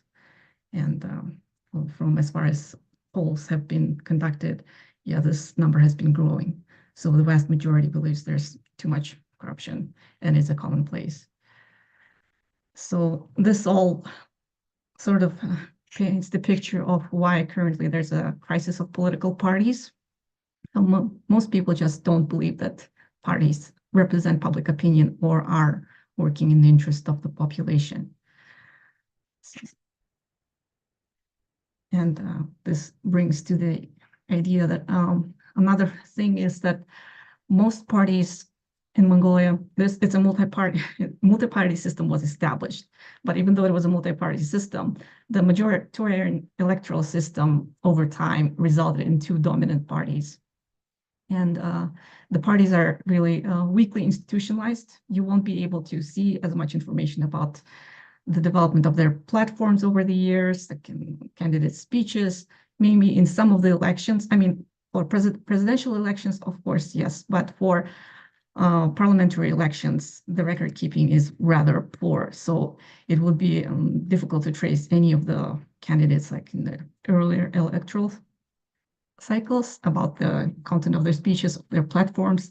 There are really no studies that will really compare whether they fulfilled any of their promises, which is why I would say that being this post-communist country with weakly institutionalized party system, it became a challenge to really put any of the parties on this left-right spectrum, because they don't really have any consistencies in their individual politicians promising different things under the banner of the party, then the party not really releasing their main campaign platform would make a real contradictory picture if you would really try to put any of the parties on the spectrum. Or at one election, they might be on the left side, on the other side, they might be leaning more towards the right. So for an analyst, this becomes not a very solid empirical ground to really use this type of distinction. Another issue is, of course, media. There are also rankings by Reporters Without Borders that trace that actually media freedom in Mongolia has been decreasing. And from the very beginning, there were issues, of course, that the media coverage was firstly controlled by the communist government. Then with the relaxation in the democratic era, there are a lot more media channels, radio broadcasting going on, but most of them were private. The main state broadcaster remained, but the private broadcasters are numerous. And I would say that their coverage has some potential biases because a lot of them are linked to certain politicians and their interests. So not really, there's not much for independent or free media, I would say. And another negative development was there's a lot of legislation that has been passed, especially they introduced a lot of laws that fine reporters for libel and defamation. And most recently, there was even a reporter arrested, which kind of increases self-censorship among journalists. So media coverage has been a big problem for all of this. Which is why I would say that for studying populism in Mongolia, I would just say that it is mostly important to rather focus on themes that appear in campaign promises of politicians.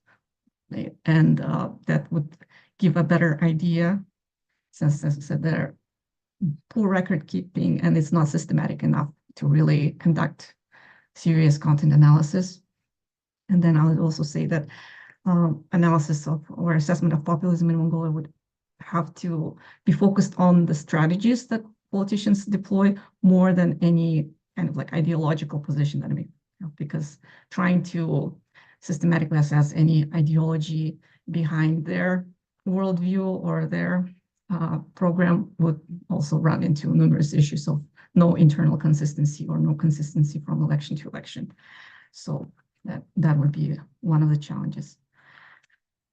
For those reasons, I would just say that for most types of populism that you can try to find, that left-right-wing populism seems it will be really not applicable.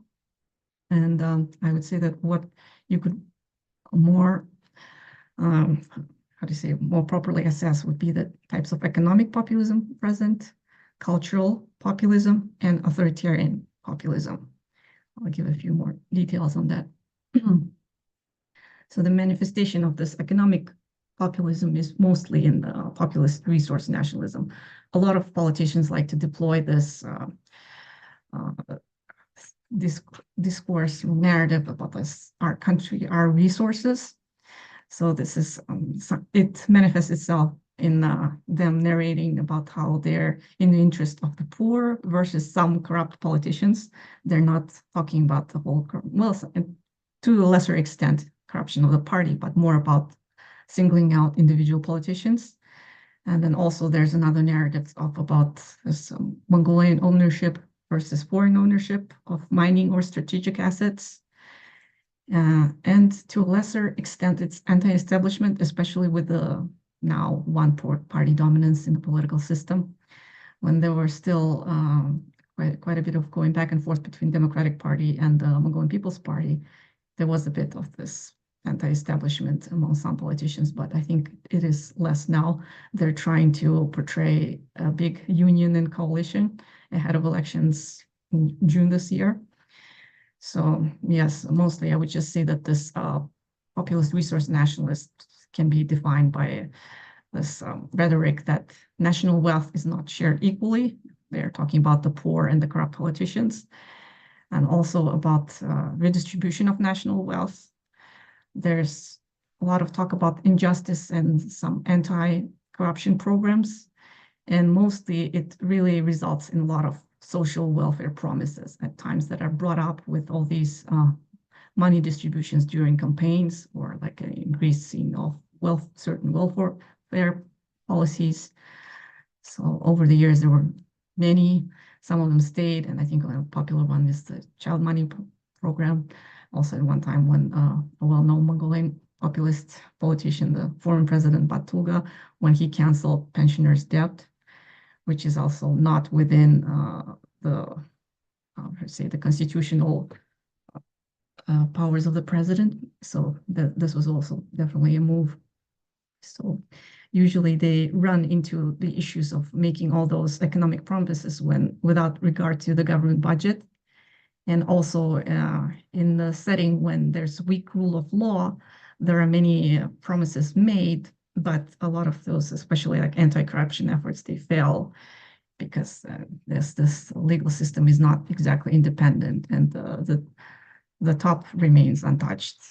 And I would just say that the negative effects of this branch of populism is that it really masks problems of inequality by applying this nationalist solution, or just having some selective justice, just going at certain politicians rather than addressing problems within the system, like the absence of rule of law or lack of independence of judiciary. They would just go for this or that political figure that fell out of power or fell out of favor. And then more generally, this populist nationalism, it's more falls into the type of cultural populism. There's a lot of talk about our country. And I think this emerges more during presidential election campaigns. And there's a lot of narratives about the ethnic origin of the presidential candidate. I'll just say that this is also a rhetoric used to disqualify the opponent. So it is very often Half-centric. This is the main ethnic group in Mongolia. It has a lot of, when it addresses external cultural influences, it is very much anti-Chinese and tries to sort of position how different Mongolia is from China. And it applies a lot of this us versus communist China, and then maybe at times weaponizing democracy. This also happens there, but mostly it has a focus on these cultural distinctions. But the difficult part of it is politicians usually walk a very fine line playing on anti-Chinese sentiment, because in ways that they might be trying to get rid of some of their opponents with this rhetoric, like trying to accuse them of having some Chinese connections, either in business or even at sometimes having some family background, have like really relations or relatives. So definitely, this is not the type of populism that helps within ethnic unity in the country, because when in presidential elections, they deployed this type of talk about how being the true Mongolians and the most Mongolians of them all, usually the other ethnic groups have a say that, or have a bit of annoyance with this type of rhetoric. Professor Sumadi, we're almost out of time, so can I encourage you to Yes, wrap up if possible? The last one. Okay, so, and the last one, this is less clear than the other two ones. So it is about paternalist populism, because this one, I wasn't sure as much whether to put it, but this is something that is deployed with really not having the other. It is more present when certain politicians, in terms of presidents, they talk about how we need a strong leader, and they're trying to kind of like justify some of their decisions by being the strong man. And the other one is maybe by the ruling party or the established party, when they are talking about stability, and then in the name of stability, they're implementing a lot of reform that is actually anti-democratic. And they always say that this is in the name of stability, and this is to be closer to the people, and it is for the people. So it's mostly post-fact type of populism that appears. As I said, as compared to the other two, it doesn't really have the other clearly defined. And yes, I just had to pop this one out as I'm the last speaker. Just say, like, I had too much fun playing with OpenAI, asked it to make Mongolia great again poster, and like randomly it generated this. So I have to share this gem. So yes, thank you for you. Thank you for that. That very depressing in some respects, I suppose, survey of the limits of democratic politics in contemporary Mongolia and the strength of all of this populist agenda. And your last slide, of course, reminds us that there's still a lot of change ahead of us, looking ahead to November in the United States as well. We ran over slightly, but we have about 20 minutes or so for Q&A. So can I invite members of the audience, if you would like to raise questions?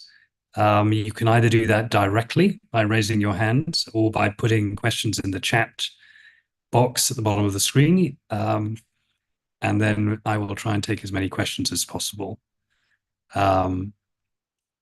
So we have a question. The first question I see from Bulent Kenes for Professor Junhyong Lee.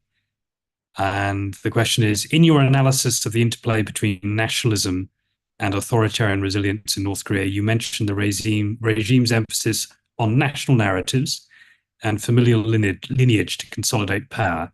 How does the regime's promotion of Juche ideology intersect with this narrative, and to what extent does it contribute to the regime's longevity and control over society? Professor Lee, would you like to respond to that? Yeah, the question is very long, and thank you so much for having interest in my presentations. Sorry. So basically, Juche ideology, as we all know that, so is a very totalitarian ideologies and very North Korean versions of the strong ideologies. So we call that. That's the reason why many researchers point out the North Korean case is a ideologically introvergence case compared to the China or Vietnam. So in the study of the North Korean nationalism is very hard to distinguish what is the element of the Juche ideology part or communism's part and so on, and also the part of the nationalism itself. So some researchers focusing on the fusions of itself, what are the element of the Juche ideologies they have the nationalistic discourse itself. So I think those Korean rulers over the 70 years, using the collective memory, the element of the nationalism, I think the North Korean nationalism is the collective memory, how to North Korea manipulate these memory politics. So this is the element, crucial element to understanding how the North Korean regimes or this family rule, the focusing on uh, uh, show that the regime stability. Especially, we all know that they argue the foundational myths of the anti-Japanese guerrilla movement from his grandfathers, the Kim Il-sungs, right? So that's the reason why the Juche, the family lineages, were a crucial part of the nationalisms of the North Korea. I hope this answer could be the partially answer your long questions. So thank you. Thank you. Thank you very much. Professor Lee, can I actually just follow up on that? Because Sure. your observations about how nationalism is declining, and at the same time this role of mythology and family-based legitimacy seems, as you've very well documented, to be a key part of the way in which the leadership consolidates its authority. We've seen, of course, recently quite unprecedented efforts by the current leader to challenge some of those past decisions. So I suppose my question to you is, how do you measure the effectiveness of this use of family narratives or mythologies associated with the North Korean regime in bringing the people on side? And is the fact that Kim Jong-un is willing to distance himself from the policies of his father and grandfather before him a sign that popular legitimacy is arguably less important than it used to be in North Korea? Yeah, that's actually there's great caches to understand North Korean authoritarianism, because that's the challenges of the many researchers. It's hard to engage with the actual legitimacy managing or the gauging the legitimacy belief of the North Korean ordinary people, isn't it? So one of the limitations of this presentation is that using the unstructured data, but is a lack of the not fully updated recent the data is only covered the 2018, something like that. So yeah, it could be the backup, the current situations. So one of the recent my finding is that when the regime faced the regime crisis, they bolstered this nationalist discourse. So so as you can see, the first succession time, we can say that this is a crucial regime crisis time. So that's the reason why they pick up. But after that, the number of the reference of the nationalism or nationalistic element could be decreased. But when we think about the COVID situations or economic disasters recently, so we can say that in that time, the North Korean regimes promote again this nationalist discourse. But actually, it's very challenging to how the everyday, I mean, ordinary North Korean peoples actually believe these legitimacy I mean, the legitimacy belief or not. So that's one of the challenges of as a researchers. So that's the reason why we using these unstructured data or based on the interview from the refugees currently escaped from North Korea. So yeah. Okay. We have one other question at the moment in the chat box. I also want to encourage my fellow panelists to, if you have questions that you would like to direct to one another, feel free to do that as well, because obviously there's a lot of overlap between the different presentations. Saron Obia has a question for all of us, referencing an interview that Farid Zakaria took with the Prime Minister of Singapore in 1994 entitled Culture as Destiny, and the impact of socioeconomic development in Singapore's case. But I think the questioner is thinking more broadly in terms of the Korean context. The question is, can South Korea stand the nuclear propaganda of North Korea? Professor Shaw, you highlighted the role of North versus South Korea in terms of how the sort of changing dynamic in South Korea and these populist themes that are used by left and right are being adopted by different sides of the political division. Is that a question that you'd like to reflect on a little?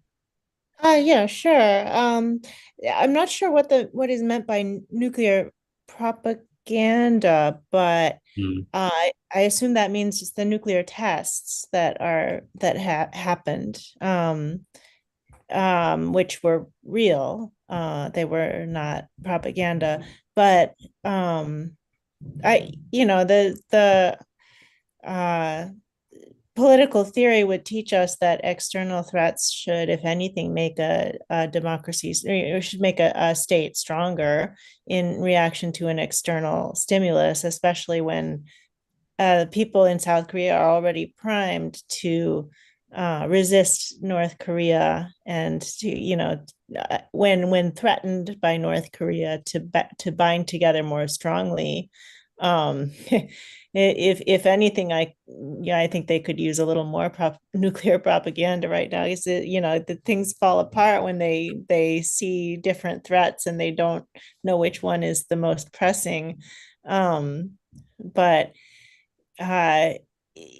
in terms of the other North Korean propaganda, which is often talked about, and I think Dr. Lee talked about in his talk a little bit, of the nationalist propaganda from North Korea, the cultural nationalism is much more persuasive towards certain sectors of South Korea than a nuclear threat.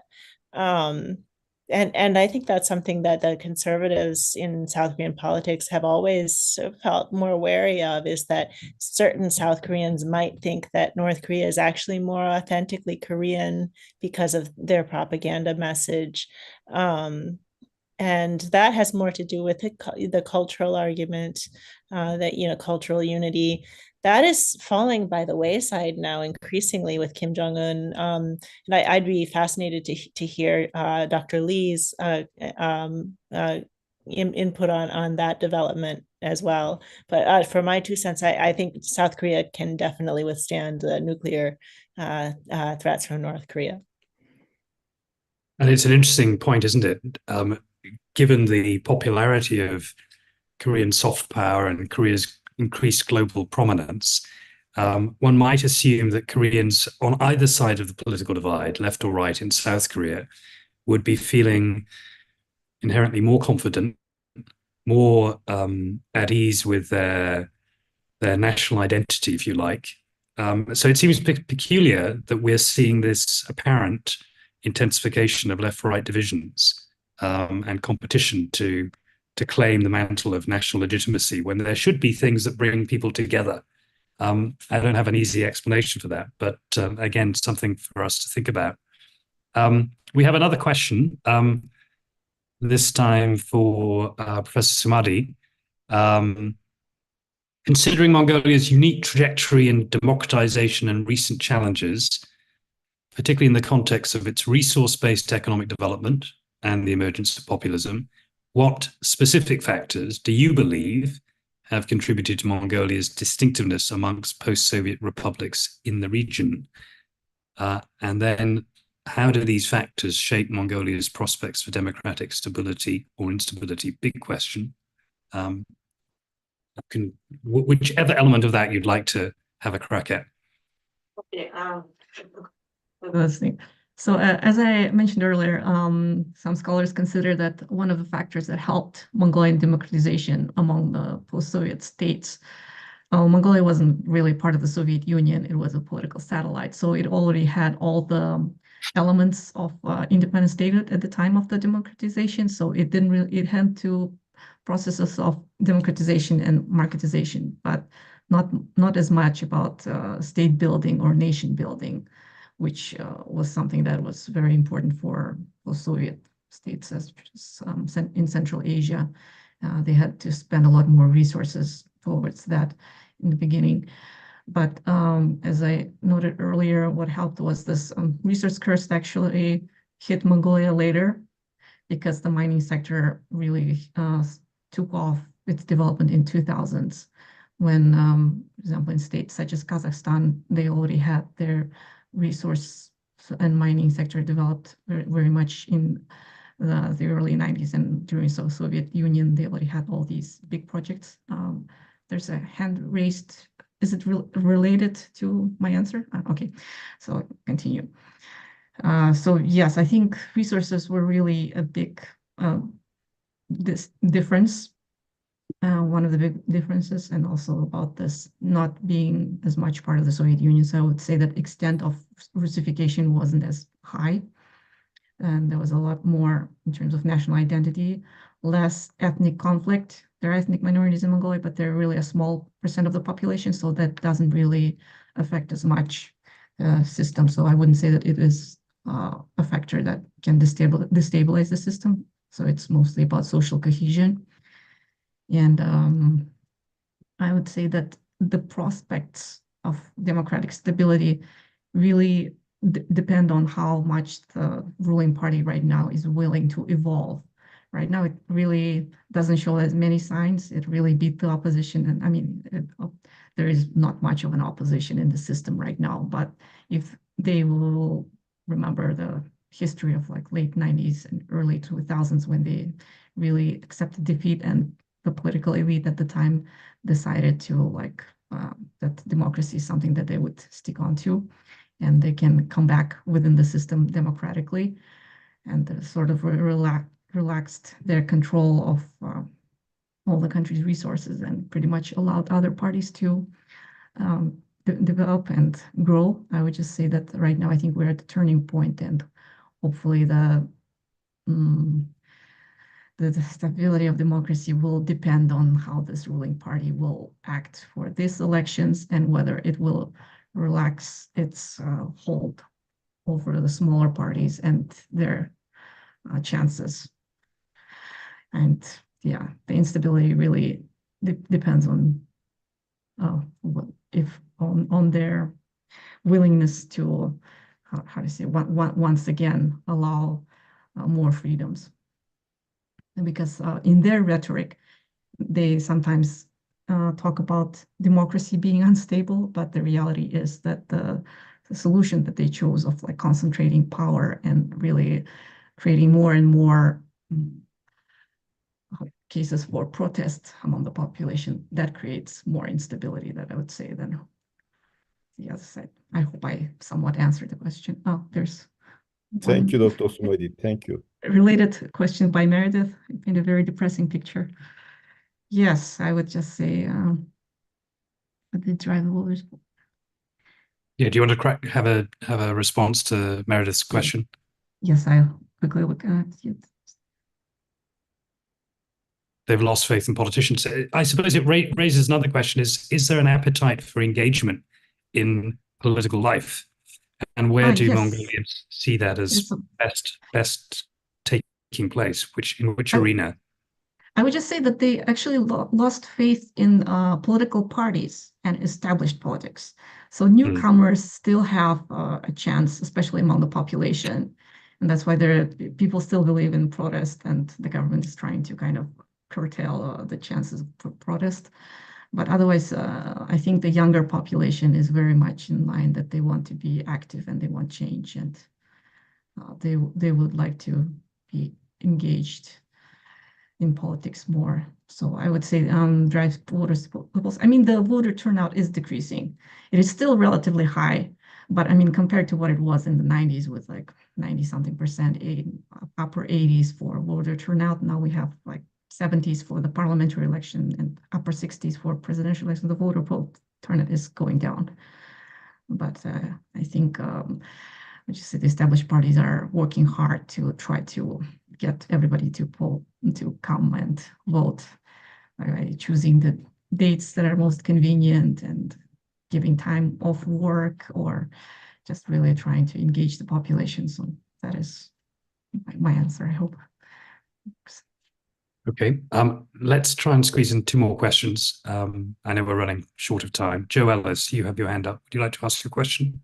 Yeah, sure. Thank you. I've got quite a few questions about Mongolia, but I think I'll email you just because it's becoming very Mongol-centric, and that's great. But just to kind of make it a bit more general, and this is actually, Toya, your question is quite similar to mine, which is really, I'm not a specialist of populism. I'm an anthropologist, and there's other anthropologists in the room, and I'm kind of interested in the way that any of the panelists think about emotion as almost a symptom of populism, right? Because I guess the anthropologist and many other person will say politics has always been a realm of emotion, right? And just in hope for change and these kinds, it's an emotional space, and it is entirely actually appropriate that it's a realm of emotion. And then we can say, okay, so maybe we're talking about in populism kind of destructive emotions. So we might say anger, right? But then equally you come back and you say, well, there's very good reasons people should feel angry and would motivate political action, if you see what I mean. And Joseph, I saw in your talk this idea of vehemence, which I think is really interesting, this kind of idea that actually this could be a way of defining a particular kind of emotion that is particularly associated with populism. So, I mean, I guess, do you agree with that? And a wider question is whether actually we could identify any particular kind of emotion that was particularly kind of characteristic of populism, or are just emotions that play in politics all the time, and it just so happens they play out in certain ways in populist politics, if that makes sense. Okay, shall we start with Joseph then? Yep, Joseph, go ahead. I'd like to address both Joe and Tuya, the role of emotion and gender. And I see like both right-wing and left-wing for me, populism, this emotion most associated with Korean populism is animosity, vehemence. And they use gender, they weaponize gender in very strategic ways. So for example, like the left-wing, that's why they talk about comfort women. That it's always like Japanese men who victimize Korean women, and the women represent like Korean virtue. But interestingly, the right-wing populists are the same. And so they're always talking about the North Koreans, like the pleasure teams, right? And so this is kind of like North Korea's version of the comfort woman.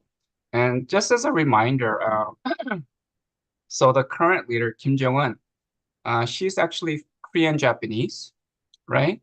And so Kim Jong-un's father was famous for having many, many girlfriends. And so Kim Jong-un's mother was never married to Kim Jong-il, right? So but it just turned out that so I think right-wing populists also they kind of weaponize gender, whether it's like North Korean leaders like exploiting women, or for Chinese there's kind of an urban myth called 장기매매, where you have these kind of Chinese organ traders, and they're targeting like vulnerable like Korean women, and they're taking their organs away. And then so it's like an urban myth. And interestingly, half of my students believe in this urban myth. They think that there's Chinese organ traders out there, targeting like young Korean men and especially girls. Okay. So there's a very strong and emotion of like victimhood and animosity, which weaponizes gender. That's my point number one. But my point number two is a lot of this populism is kind of limited. I think it's kind of limited to political elites. So we have a joke in Korea that at least South Korea, we're gonna disappear in like 200 years because we're just not producing any more children, right? So we're gonna go extinct. And so I'm wondering if all this kind of nationalism and animosity, that is this something that really, is this something that really like, does this go beyond the elites, political activists, right? And so why is it that everyone's concerned about declining fertility, Koreans they're not marrying, they're not having kids anymore, despite all these nationalist and patriotic appeals. And so I also see this phenomenon in China, like the lying down movement, right? That, we're not gonna, we're this kind of anti-nationalist movement, very anti-nationalist, it's kind of pro-individualist. So again, I'm wondering what are the limits of this kind of nationalism? Okay, thank you. Professor Han, you've not had a chance yet to respond to any of the questions, and given what Professor Lee was just saying about the importance of thinking about elites versus the general public, and your presentation seemed to suggest there was a more general populist predisposition in Korea. Do you have any reflections on this question of how best to frame the emotional dimension of this problem?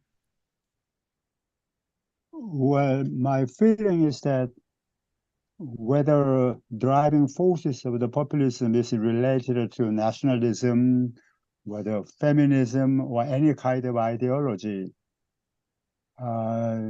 this populist energy could be used in one way, to produce more democratic participation. So in this sense, it may be positive element, energy for democracy. But on the other hand, it could promote more hatred and antagonism, very much in negative sense.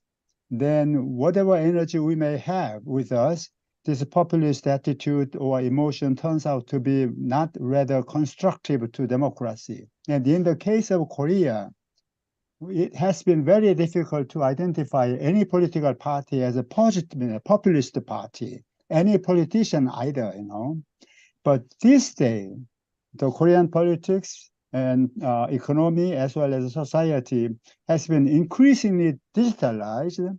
And therefore, this digital media express more emotion than political deliberation. And this politics is increasingly dominated by extra parliamentary social forces, which are very emotional, well organized, well mobilized. So therefore, the politics seems to be much more fragile than before in terms of its sustainability and resilience. So this is kind of, there's some kind of worrying aspect of digitalization of the culture and the politics. And that is what we observe in Korea. So everybody is too much, emotionally involved in accusing the other part as a kind of evil, because of this politics determines almost everything, in Korean reality. So that is my observation. So what should do in order to prevent that kind of a negative aspect of populism, in order to facilitate the democracy? That is a kind of open question we have to confront. That's my feeling. And maybe that addresses your question, Joe, about which emotions are dominant here. In addition to anger, digitalization may be fueling a climate of general distrust, so that adversaries on both sides of the political divide simply don't believe what the other side is saying, don't take it as credible. We're almost out of time. Meredith, I think, did you have anything you wanted to say coming in on any of the points we've just raised before I hand over to Christo for a final few words? Oh, no, I think Dr. Han and Dr. Yi have covered it very well. I would just add on the point of gender, as some of you might be aware, there's been a major backlash in South Korea in recent years about gender politics and the gender equal opportunity office. I forget what it's called. And there's sort of this male rights backlash that's very strong in South Korea right now. So if anything, it seems like the emotional impact of the populist emotions at play are kind of moving in the opposite direction of what a feminist society would hope for. But that's just my 2 cents. Okay. Well, the program says that I should provide a quick summary of everything that we've covered. I'm not going to do that because that will simply delay the process, but I just want to thank all of our panelists for really fascinating discussions. I learned a great deal. We covered an enormous amount of terrain.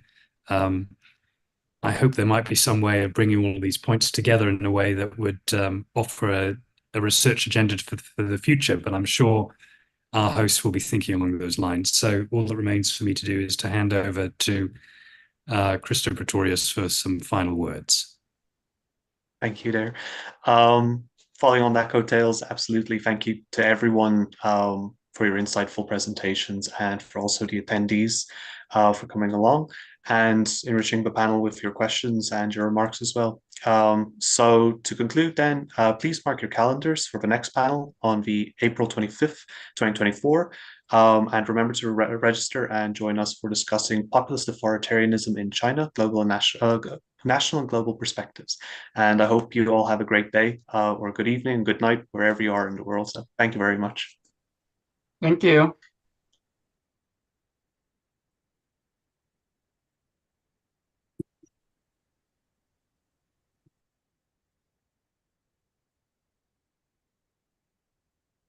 Okay, thank you very much. 네, 안녕하세요. Thank you very much. Very much. 네. Bye bye. It's good to see you, Dr. Han. Bye bye. See you. Bye bye. Yeah.